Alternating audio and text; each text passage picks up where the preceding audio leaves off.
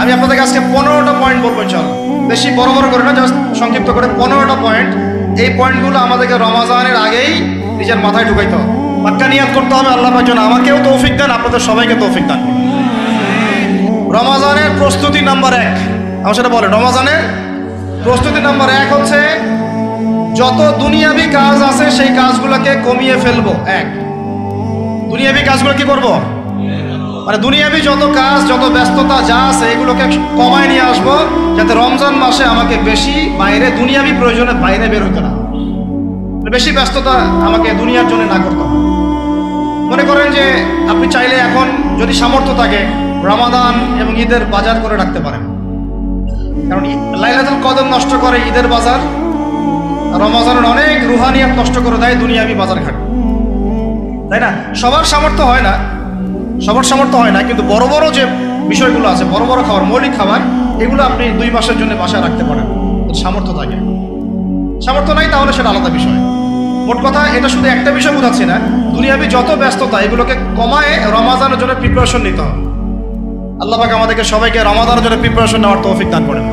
এটা হলো মনস্তাত্ত্বিক প্রিপারেশন, যে রমাদান আসতেছে, আমি শাবান মাসেই আমি আমার কাজগুলো গোছাই নেব, যাতে রমজানে আমি ফারেক থাকি ইবাদতের জন্য। বুদ্ধিমানের কাজ না এটা, আল্লাহ পাক তৌফিক দান করেন, আমিন। 2 নম্বর হচ্ছে ভাই, রমাজানের আমরা সবাই 30টা সম রাখবো বলে নিয়াত করি, আল্লাহ পাক তৌফিক দান করেন, আমিন। কিন্তু এখানে একটা কথা, 2 নম্বরটা হচ্ছে রোজা রাখার মতো রোজা রাখতে হবে। কি বললাম বলেন? রোজা রাখার মতো রাখতে হবে। এটা কেন বললাম, কেন বললেন ভাই? উত্তর দিচ্ছিস। উপোস থাকা, না খেয়ে থাকা আর সম রাখা এক জিনিস নয়। পানি ছেড়ে দেওয়া, খাবার ছেড়ে দেওয়া আর ইসলামী সম এক জিনিস নয়। অনেক ধর্মের মানুষ খাবার পানি ছেড়ে দিয়ে থাকে, উপোস থাকে না?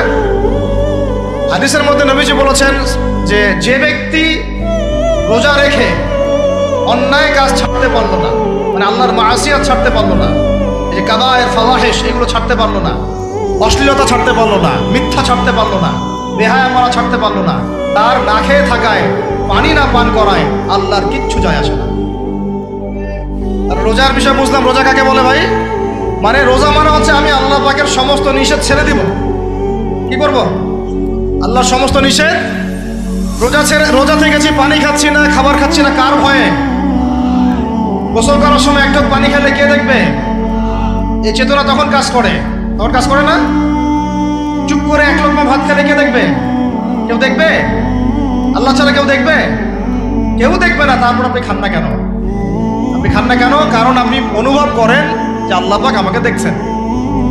এটাই হলো ইহসান। এটার নাম কি? ইহসান। এটাই বলা হচ্ছে হাদিসে জিবরিলের মধ্যে, আনতা আবুদুল্লাহ কাআন্নাকা তারাহ, তুমি এমন ভাবে আল্লাহর ইবাদত করো যেন তুমি আল্লাহকে দেখতে পারছো। ওয়া ইল্লাম তাকুন তারাহু, তুমি যদি আল্লাহকে দেখতে না পারো জেনে রাখো ফাইন্নাহু ইয়ারাক, আল্লাহ পাক তোমাকে দেখছেন। এটাকে বলে আল্লাহ কনসিয়াসনেস বা ইহসান বা তাকওয়া। আর তাকওয়া হাহুনা, তাকওয়া কোথায়? এখানে।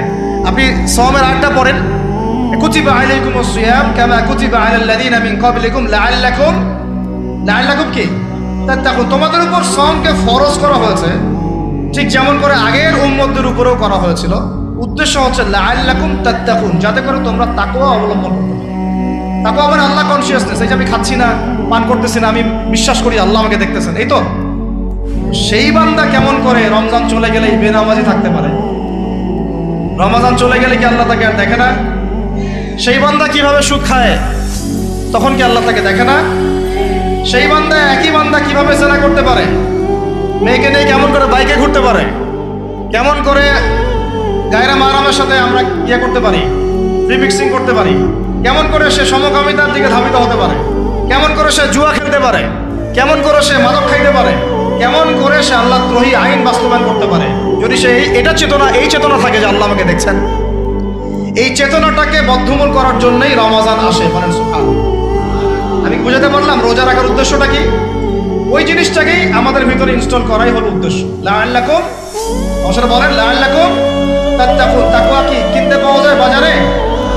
এই যে আল্লাহ পাক আমাকে দেখছেন, আমি খাবো, আল্লাহ আমাকে দেখছেন, আমি পান করতে পারবো না, আমার রেস্ট্রিকশন আছে, পিপাসায় গলা ফেটে যাচ্ছে একেবারে রোদের মধ্যে, তাও খাচ্ছি না কেন? কার ভয়ে? ওইটাই জীবনের সব ক্ষেত্রে বাস্তবায়ন করার জন্যই রমজান আসে। বুঝতে পারি নাই মনে হয়? ওই চেতনাটাই, একই চেতনাটাই জীবনের সবগুলো কাজে বাস্তবায়ন করার জন্য কি আসে? রমাদানের সব আসে। আমরা শুধু রোজার ফজিলত নিয়ে বয়ান করি, রোজা রাখলে 70 গুণ নাকি হবে না, 70 গুণ হবে, 700 গুণ বাড়াই দিবে। মূল কথা ফজিলত তো ফজিলত পাবোই, মূল কথা এইটা, তাকেও অবলম্বন করতে হবে। আল্লাহ পাক আমাদেরকে তৌফিক দান করেন। কয়টা বলছি বলেন ভাই? 2টা মনে থাকবে। 1, দুনিয়াবি কাজ কমায় ফেলা। 2, রোজা রাখার মতো রাখা। 3 নাম্বার হচ্ছে, এটা আমার নিজস্ব একটা পরামর্শ আর কি। 3 নাম্বার হচ্ছে রোজা রাখার জন্য আমাদের সাহারি করতে হয়, ইফতার করতে হয়, এই তো